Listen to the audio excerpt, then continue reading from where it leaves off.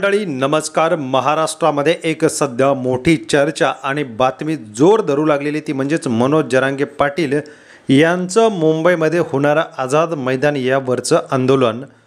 मराठा आरक्षण ओबीसीतून मिळावं यासाठी मनोज जरांगे पाटील हे ओबीसी विरुद्ध मराठा असं आंदोलन जे जोरदार चर्चेचा विषय ठरलेला आहे।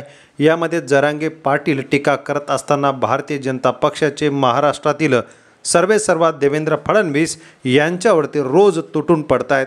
यांच्याच बदल्यामध्ये भारतीय जनता पक्षाचे नेते राणे असतील, त्यानंतर ती या ठिकाणी आपण मुंबईमधून जर बघितलं राणे कुटुंबीय आणि प्रसाद लाड असतील, दरेकर असतील यांनी जरांगे यांच्यावरती तोंडसू घेतलेला आहे।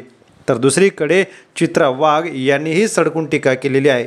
भारतीय जनता पक्षाने मनावरतीच घेतलेला आहे की जरांगे पाटील यांचा ऐकून घ्यायचं नाही आणि यापूर्वीच आता भारतीय जनता पक्षाविरुद्ध मनोज जरांगे पाटील असा सामना रंगत असतानाच 29 तारखेला आझाद मैदानावरील मोर्चासाठी पूर्वतयारी सुरू आहे आणि एकीकडे सरकारच्या बाजूने या ठिकाणी निर्णय यांनी बाजू मांडली आणि त्याचबरोबर ती जे मनोज जरांगे पाटील यांची नेहमीच विरोधामध्ये आणि आग पाखड जी चर्चा केली जाते त्यामध्ये समाविष्ट असतो म्हणजे गुणरत्न सदावर्ते।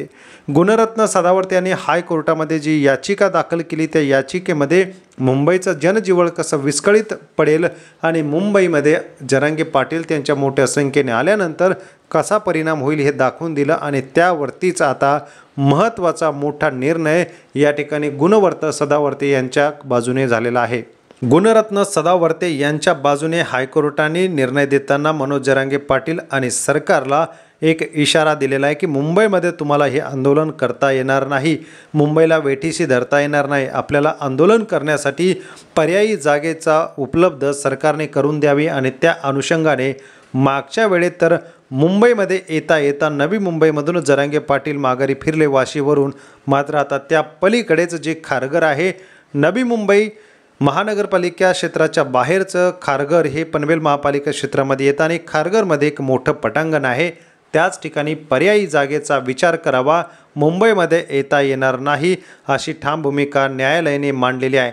हायकोर्टाचा आदेश आल्यानंतर मात्र जरांगे पाटील यांनी चांगलाच आक्रमक पवित्रा घेतलेला आहे।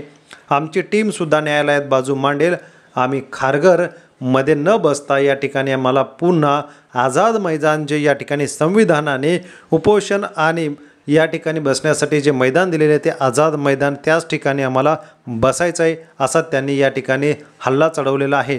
त्यामुळे येणारा काळ या पुढच्या काळामध्ये काय निर्णय कोर्टाकडून येतो, जरांगे काय घेतं, सरकारविरुद्ध भूमिका ते बघावं लागेल। धन्यवाद। जय महाराष्ट्र।